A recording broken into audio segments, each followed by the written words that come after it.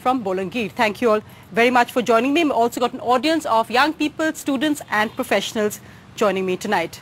Deepinder, young MPs, when do you think we're going to get over the fact that youth is a virtue in itself? Why are young MPs not being questioned enough on what their ideas are which represent youth or change?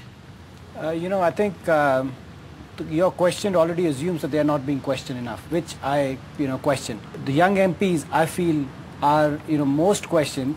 Just go to their constituencies and see the kind of expectations people build around the younger representatives, kind of pressure they put on them, and I think for most part they've delivered, and that's reflected in the fact that most of the younger members of parliament from last term have come back, and they've come back with good margins. So I feel that they are being questioned enough, but is the civil society questioning them enough?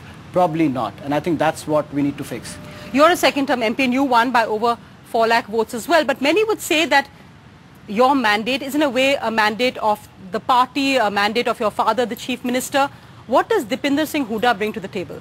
See, I think, of course it's the mandate for the party, it's the mandate for our leadership, it's the mandate for my father being the Chief Minister too.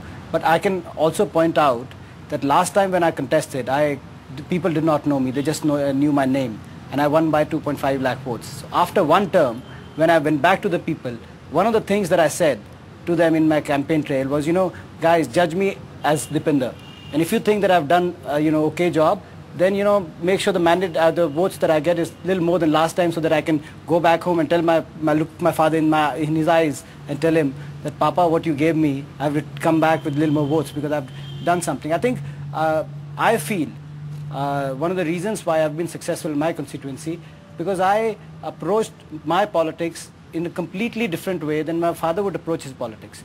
I never concentrated on any other issue but some progressive issues like education, development, and I just talked about those. I did not criticize anybody. I did not indulge in any kind of, the political things that we hear about on divisive lines, caste, religion, region, etc. I just set aside my politics and I said, I'm going to take on a progressive agenda, and whatever anybody says, people question me.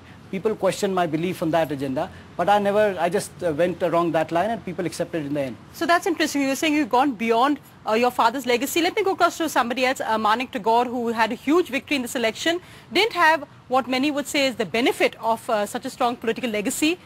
Did that work against you? How did you represent yourself as a young MP when you were contesting against a veteran like VAIKO? No.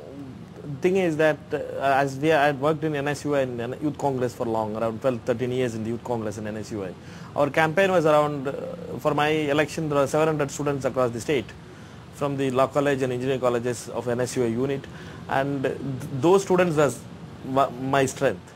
And we had divided it scientifically after learning from Delhi Rahulji's scientific elections and others. It is 120 each to each assembly, and they were divided into 12 groups. They were given 10 panchayats each.